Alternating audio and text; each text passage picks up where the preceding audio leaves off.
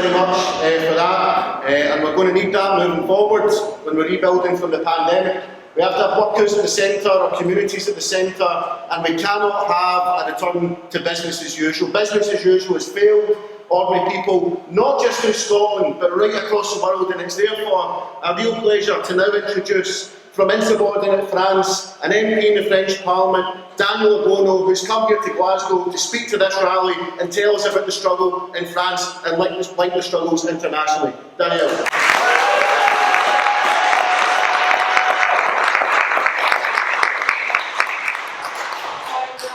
Thank you very much for inviting me to People's Assembly in this rally. It's a real pleasure, and also it's a reminder of the mass movement we are all part of, not just here in Glasgow, and as was shown this afternoon by all the young people marching into the streets, but I think it echoes over marches all around the world.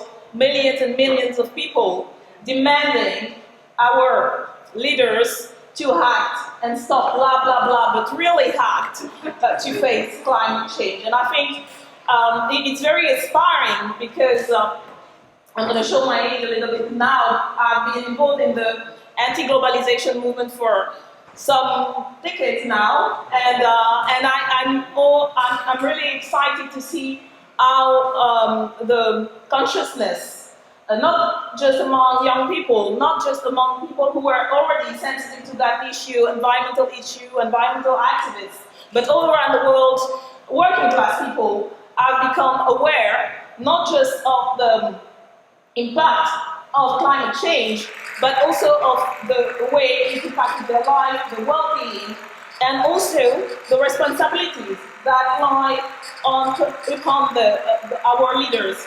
I want to share with you the past experience that we've been living in France and witnessed in France, especially a very, I think, significant movement, which was the Yellow Vest movement in France. Just not because I wear yellow, and that's a very bright and nice color, but this Yellow Vest movement, you may have heard about it, because it was actually triggered by some neoliberal green policy, which meant to higher fuel tax in France, and that's one way to see,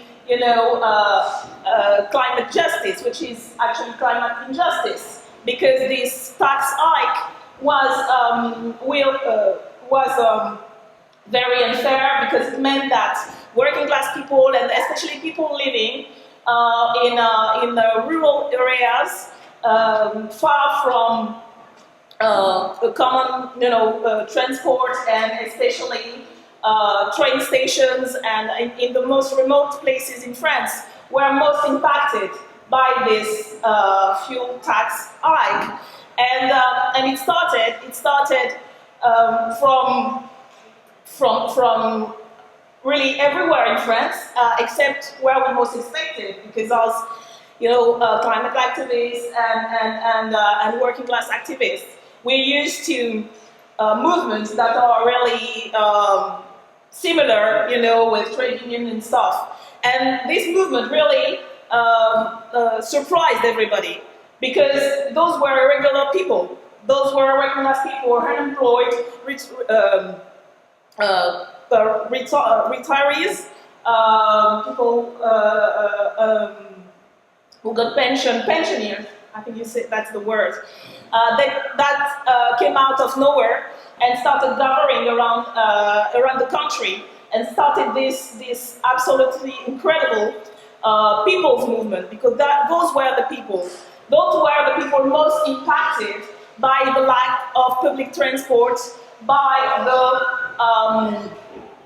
the way the train system had been broken by neoliberal policies that were impacted by the rising cost of living, and you had there, this protest was a protest against all of it. And at the same time, those people were saying, we're not anti-environmental policies, we're very aware of what is happening, and we are the most impacted actually by climate change. What we want the government to realize is we just can't, we can't keep going like that. We can't be the one shouldering all the work actually, and all the loss.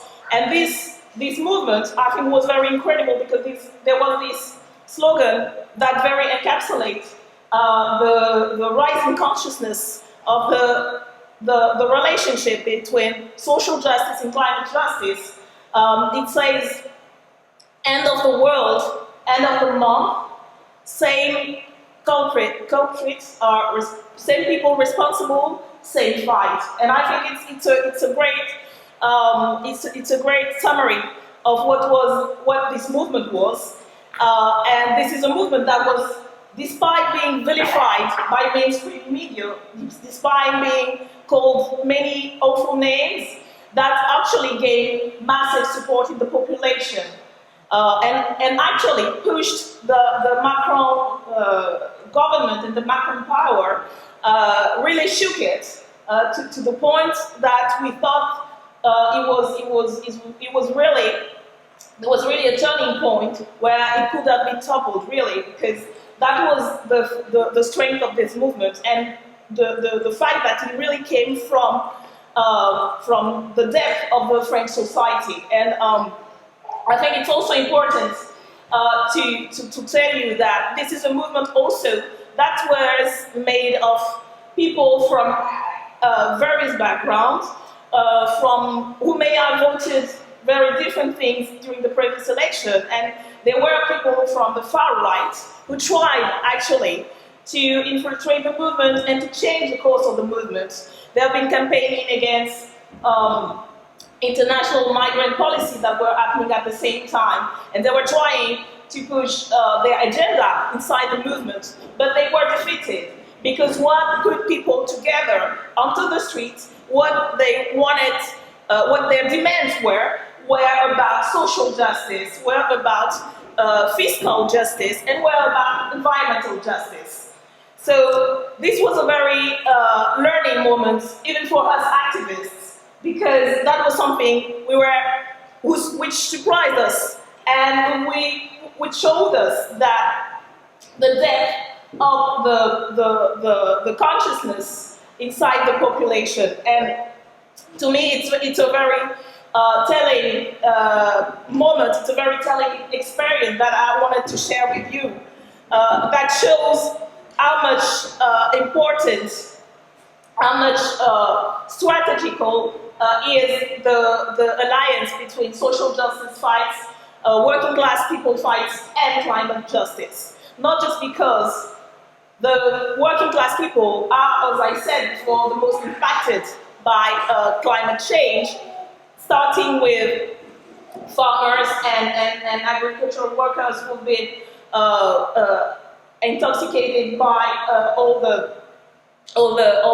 pesticides and stuff like that, but all sorts of workers in the building industry and in all areas. The first people who are impacted by climate change are the working class people. But I think on the other hand, the first people who are the most capable of facing it and finding a solution to climate change are working class people. Because working class people are the best one to know how we can change our way, our process of working in order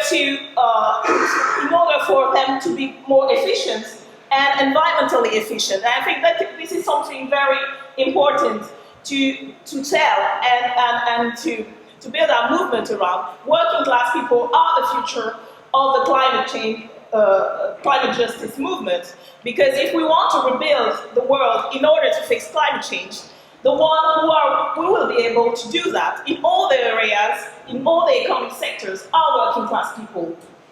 And I think that's what our movement should be about the first person, the very people who are at the roots of the world we want to build.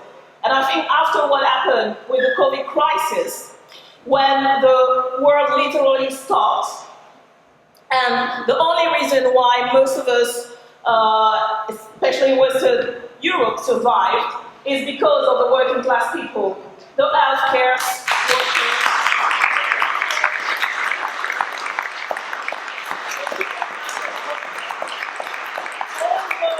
invisible people or invisibilized people who have been looked down, looked upon by the society as a whole, and that showed to the world how fragile, how precarious our civilization was, and that it only existed and survived thanks to those very humble people, invisible people, for friends, especially migrant people, migrant women, women of color, especially in the healthcare service.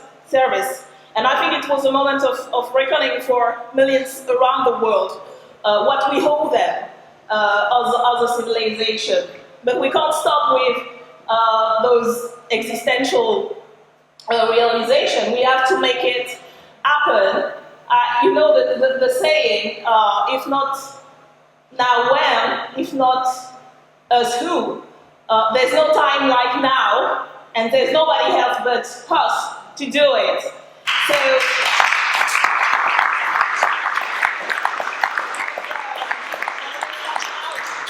just telling you a last little thing about the Yellow Vest movement. There was this chant that the Yellow Vest movement popularized in France, and I think it's a very fitting for our rally today. And the chant was said, I'm going to say it in French first, because it rhymes and it sounds good in French. And it says, pour l'honneur des travailleurs et pour un monde meilleur, même si Macron ne veut pas, nous on est là. And it means for workers' dignity or honor, and for a better world, even if Macron, but you can put, instead of Macron, you can say Johnson or BP or anybody, the power that they, even if they don't want, here we are. So thank you very much. We're here to stay, to fight, and to win.